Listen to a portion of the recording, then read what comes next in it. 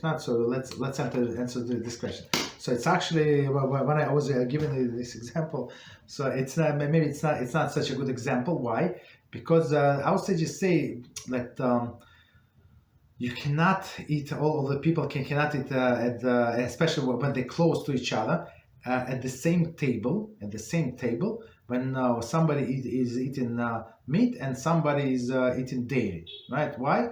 Because especially with kids, where they sometimes they take from each other plates, so they by the way of the habit they can take from somebody's plate and eat. That's the issue, right? But let's say adults, and they usually don't do it, right? So even with adults, we say that you have to put some kind of separation, some kind of sign to remind us that I'm eating dairy and my wife, let's say, she's eating meat, right? So we're not going to take from each other plate.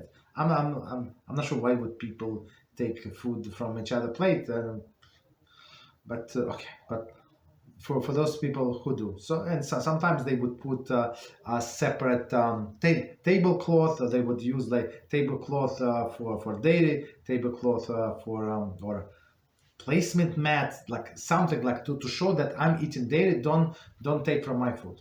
Yeah, that's the proper way to do. But if these people are strangers, like you have in your company, you have cafeteria, so everybody eating together. So that doesn't matter. Let's say even there are Jews, right? And they eating meat, you can eat dairy, but because then you're not that friendly, like a family members, that you're going to take something from his plate or her plate, and they're going to take from something from your plate. So then you don't need any reminders, but in the house, yeah, you need reminders. Okay.